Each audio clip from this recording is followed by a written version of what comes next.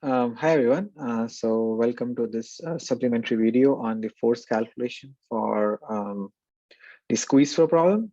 So we discussed this in class that we have these two plates which we are trying to compress, and the fluid is flowing out, um, and this is kind of a lubrication flow problem which has been made quasi-steady state by the creeping flow system. And so H by R is much smaller than 1 and Reynolds number is much smaller than 1. So I presume that you are comfortable with the portion discussed in the lecture, which is about velocity profile. So the velocity profile that we have derived in the R direction is minus dp by dr h square by 2 mu into 1 minus z by h whole square. Okay. And then the velocity in the z direction, so in the R direct pressure in the R direction is given by 3 mu u r square by 4h cube into 1 minus r by r square. Okay. So I'm assuming that you are comfortable with this, both of these equations. To give you quickly give you an idea, the VR was derived through the lubrication equation by integrating in the z direction and using no slip. Then we substituted that VR into the continuity equation and then integrated out by using u of t, capital U of t as a invariant to get to the pressure equation. So if you have not done that, please, I encourage you to look into the lecture and derive that and make sure you're comfortable with it. Okay. So some quick thoughts on how do we now go about calculating the force F of t. So we just did discuss this briefly in class that F of force by fluid. So let's say force by fluid is basically given as stress vector ds, right? This was the point. And then note that our plate is, let's say the top plate is like this. Then my normal vector here has to be minus Ez. Okay, so don't forget that this would be the case for, my normal will always point into the fluid, and that's the fluid force by the fluid on the plate. Okay, so don't forget that. And then this ds, you will always have to think about what area to choose. And the area to choose is to think about which direction is constant. We know at this plate or fluid plate interface, it is the z dimension which is constant. And that means you have to look into your book and look at the appendix 8.734.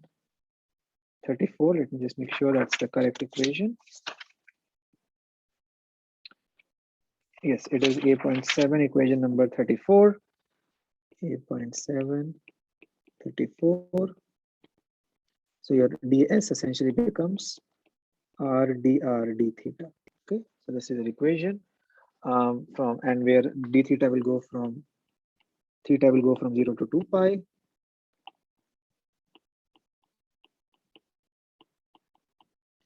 And r will go from 0 to capital R. Okay, so that's the ds. All right. Now the other part of that is the stress vector. So we have found the n, but we don't know the stress vector yet. So to calculate the stress vector, we'll say we have n dot sigma. Okay, so that's clear. That's what we will have. And then n is 0 comma minus 1. So I'm writing this as r comma z. So theta direction is not important. So r comma z, and then I have a two-dimensional vector minus pp plus tau rr. So remember that sigma is minus p plus tau. So in matrix form, I'm just writing that down here. Minus p plus tau rr, tau rz, and minus p plus tau cz. So this is my stress vector. So I just want to clarify that this is what I'm doing here. And then when you multiply this out here, you will get minus tau rz er. Okay, so that's the dimension in the r direction. And then you will get plus p minus tau zz in the c direction. It's very easy. I'm just multiplying this, multiplying one row with the column, right? This is an element wise. So the first element is 0, the second is minus tau rz, and then the second one, and then I have reduced back into the, like, it will become a 1 cross 2 array, and then I've put it back into the radial and z dimensions. Okay, so that's very clear, and we understand that. Now, how do we calculate this tau rz and tau zz? And to do that, we should really think about uh, the stress components. And for that, we have to go and look in table 6.5.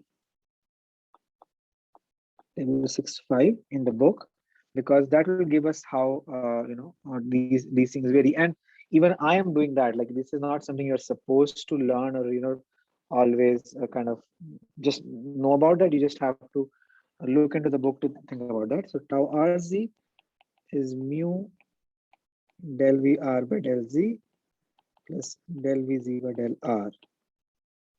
Okay, so this is the value of the shear stress in the rz direction. And as you can see, this would, if I do the order of magnitude analysis, this would be mu into VR. And remember, we had done an order of magnitude in class for VR, that's UR by H square, because VR scales as UR by H plus U by R, right? This is what you get. Or you can write this as U mu U by H square by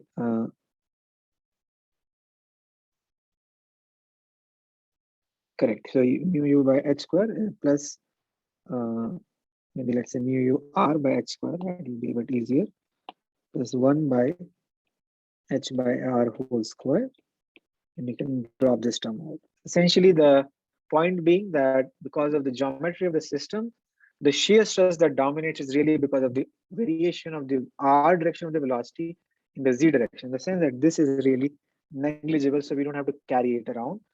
So I can really say that tau RZ is essentially mu del VR by del Z. Okay? So that is clear. Now, the second thing we have is the pressure. So now I have pressure minus tau ZZ. So pressure, we know scales as mu u r square by h cube. And again, this is something we had done in class. So again, if you're not comfortable with, again, I hope you will go back to the notes and see that we had scaled this. And tau ZZ also has an expression in the book. If you look in the book table, same table, that's 2 mu del v z by del z. So this will scale as mu u by h. Okay, so this is mu u by h. Or if you can see that this is, the pressure is really mu u by h times r by h whole square. So this is really negligible because this is much bigger than mu u by h. It is mu u by h times this big number. So finally, my stress vector essentially becomes S of n becomes minus mu del v r by del z e r plus pressure into EZ. Okay, so that's what I get my stress vector. So if I want to calculate my force, really, I'm doing minus mu v r del v r by del z e r and plus PEZ times r dr d theta, where let's say, yeah, r dr d theta, where theta goes from 0 to 2 pi and r goes from 0 to r. So this is my full problem. Now, this is a mistake that we have discussed previously, that at this point, sometimes what ends up happening is students tend to integrate right away, but you cannot integrate right away. So first, let's do this. First, let's integrate. Let's calculate the value of mu del VR by del Z, because we know this del VR by del Z. So VR is, let me show you the value. VR is minus dP by dr h square by 2 mu z by h whole square. So if I do del VR by del Z, I'll get h And this is at z is equal to h because you are at the surface of you are the interface of the two plates. So we'll get dp by dr, and the 2 will get cancelled, and you'll have 1 by mu. So mu into h. Essentially, this is what you should get. Let me make sure, sorry, h by mu. Let me make sure I have the correct. Yeah, this should be mu. Sorry, h by mu. Okay. H square gets cancelled, and then minus 2z becomes plus 2z. And yeah, so this is what you should get, dp by dr times h by mu. Okay. So now this is the value that we have. And then we also know that there is another mu here. So this really becomes, f really becomes 0 to r, 0 to 2 pi minus dp by dr times h er plus pez r dr d theta. Okay, this is simply what we get. And there are two, again, radial direction force and the z direction force. Easy. Okay. Now finally, we know the dp by dr. We know the value of dp by dr. So let's see what the pressure is. The pressure is here. So dp by dr is, if you do that, you can check here. You will get 3 mu u, r square will get cancelled, and 2h cube minus r. So this is dp by dr. Okay, so minus 3 mu u by 2h cube into r. So this will become 3 mu u by h cube 2 times r. And because we have another, we'll get h square here times the times er.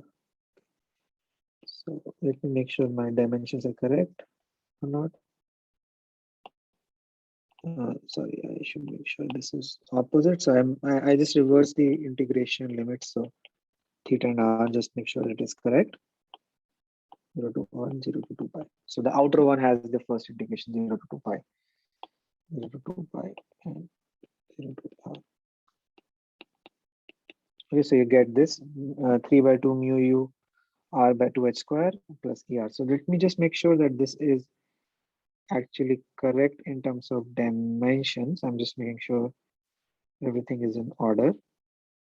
So 3 mu u by 2h cube into r. Correct. So 3 mu u into r by 2h square, because 1h gets cancelled out. Okay. So we get this as this one, and then P we already know, pressure in the easy direction. So let me just fully copy paste the pressure here. Copy paste pressure here. All right. So we have the pressure here.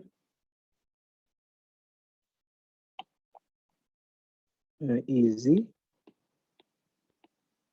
Okay, so this is the full ER and EZ, R, dr, d theta. Okay, so the whole point of doing this exercise was that we can get absolute integrals here. And the mistake, and again, I'm repeating, this is a very common mistake, is that C students end up integrating the R component directly, ER component directly.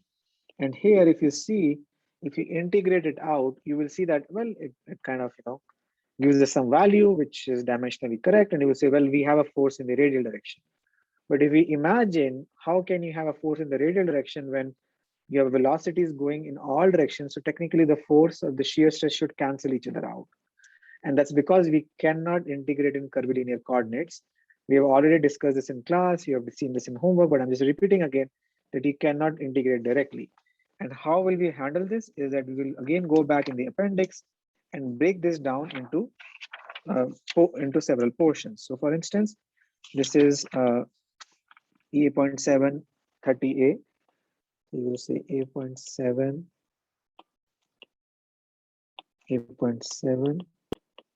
30A, and you will write ER as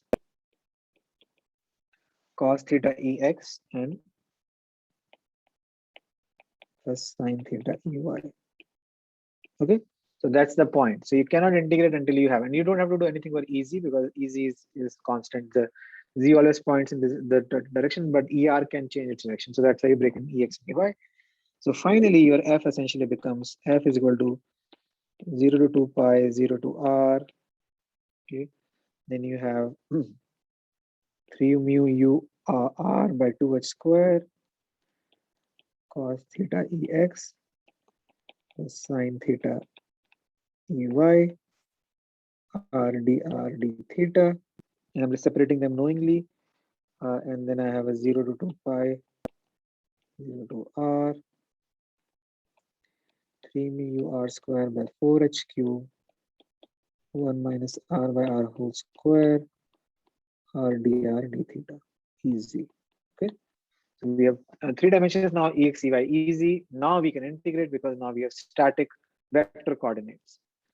Now, the ex and ey, first when you will integrate with theta, cos theta will become sine theta will become cos theta, or minus sine theta and cos theta. And when you integrate this out, essentially these will go away because you put in the limits of 0 to 2 pi.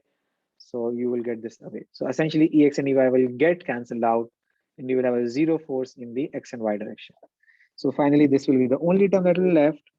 Now note this has no dependence on theta. So you will basically write 2 pi 0 to r 3 mu u r square by 4h cube.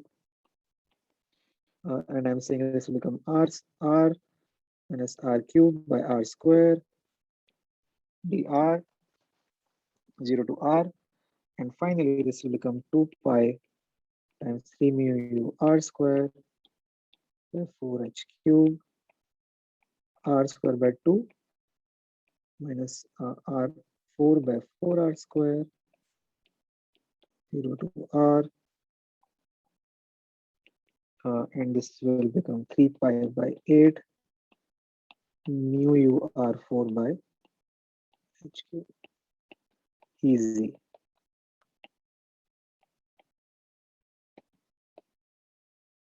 Okay.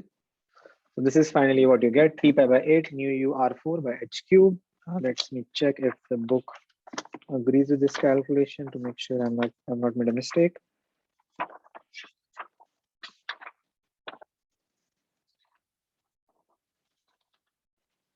3 pi by 8 mu u r4 by h cube, correct. So this is correct, and this is the easy. And note then when we have these weightless plates, we have discussed this, there will be f fluid.